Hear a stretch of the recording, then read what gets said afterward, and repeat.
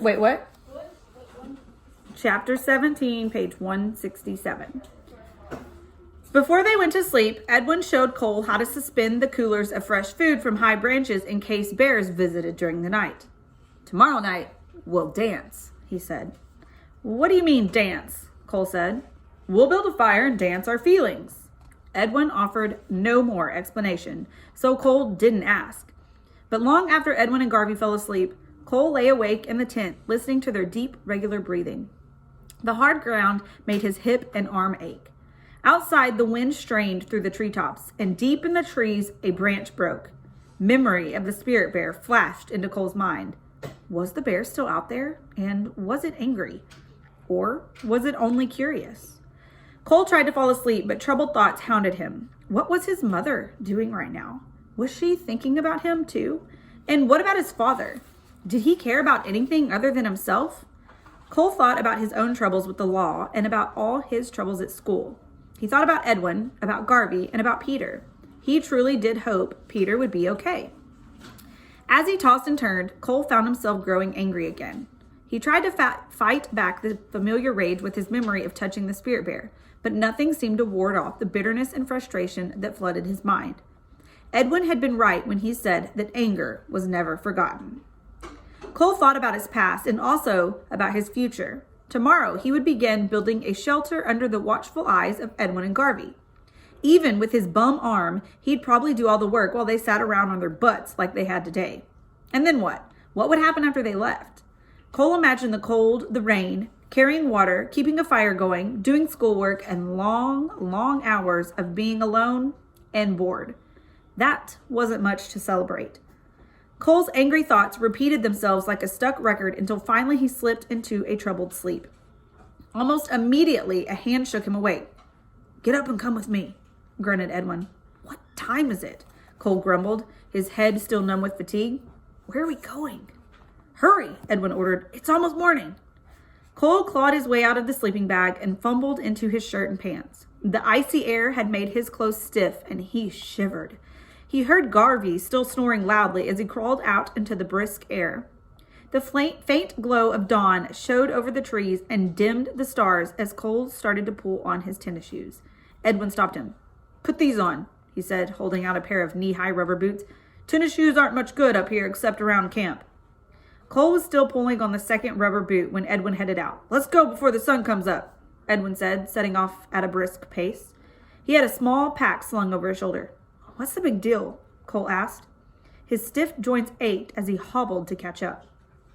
Morning shouldn't be wasted. By the time they reached the stream, Edwin breathed heavily. His potbelly definitely wasn't from too much hiking. Without stopping, he waded into the water and used the edge of the stream as a pathway to avoid the heavy underbrush. He picked his footing deliberately along the slippery bottom, working his way upstream. Cole followed, splashing along stiffly in the gathering daylight. You tossed and turned half the night, Edwin said. Yeah, I couldn't sleep. Any reason? Cole didn't answer right away. Just thinking, he said. When Edwin didn't reply, he added, My mind gets to thinking and won't quit, like it's chewing on tough meat. It won't swallow a thought and it won't spit it out. It just keeps chewing it over and over. And the thinking makes you mad, right? Cole nodded. It's like my mind wants to be mad at something and it won't quit. Even now I'm mad. Edwin stopped beside a long rocky slope that rose several hundred feet to the right above the shallow valley. On their left, the stream flattened out into a large, calm, crystal-clear pond. Upstream, about 100 yards, the stream gushed through a rock gorge, calming as it flowed into the still pool. We're going swimming, said Edwin, dropping his small pack to the ground. He slipped off his jacket and shirt. Are you nuts? Exclaimed Cole. It's freezing. Trust me, said Edwin. To do what? Kill ourselves? Edwin kept stripping.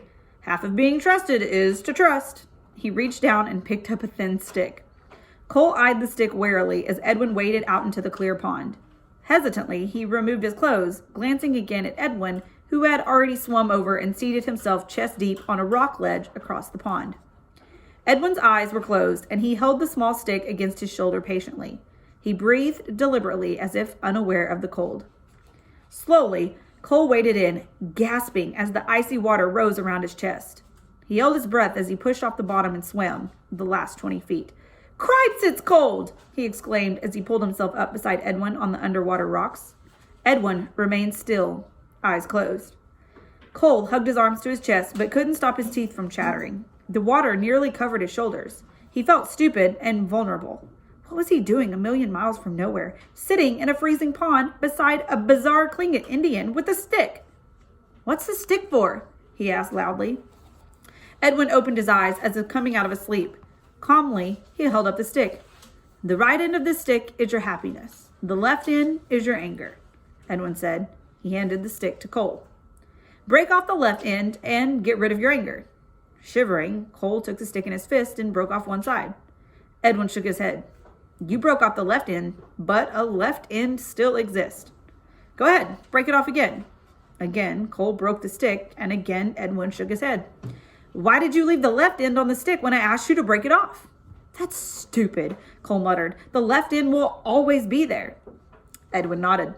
"People spend lifetimes breaking their stick to get rid of anger, but always anger remains, and they think they failed." "So if I can't ever get rid of my anger, why even try?" Cole asked. Edwin reached and took the remaining piece of the stick from Cole's hand. His fingers toyed with the wood as he looked up at the sunrise that had begun to glow warmly over the trees. Then he glanced over his shoulder at the dark storm clouds that hung menacingly on the opposite horizon. He waved the stick. "Is the sky sunny or is it stormy?" he asked. Cole looked both ways and shrugged. "Depends on which way you look." "If you looked only at the clouds, what would you say?" "Stormy." "Yes, and what would you say if you looked only at the sunrise?" Cole's body had grown numb from the icy water and his teeth chattered uncontrollably. Sunny," he grunted impatiently. Edwin waved the stick in a circle. "The sky, this stick, hot dogs, life, it's all the same. It's what you make of it. What you focus on becomes reality. Everybody carries anger inside, but also happiness. Those who focus on anger will always be angry. Those who focus on happiness will..." "I don't have a choice," Cole interrupted, speaking almost desperately. "I can't help it. I don't go to bed and decide I'm going to stay awake at night and be mad." "Have you been angry since you entered this pool today?" "No," said Cole, "'cause I'm freezing my butt off." Edwin smiled. "When I was banished to this island, I came to this pond to get rid of my anger. It gave..." "You just said you can't get rid of anger," Cole argued. "This pond gave me a choice. I could focus on the left end or the right end of the stick. I could focus on the sunrise or the dark clouds. It was my choice. So, unless I go somewhere and freeze every morning, I'll keep getting mad, huh?" Edwin smiled but shook his head. "You only look at the left end of the stick and at the cloudy sky now because your experiences in life have made that a habit. Happiness, like anger, is also a habit. You learn to be happy one day at a time, but habits change hard. This pond will help you." "What do I do in the winter?" Cole asked.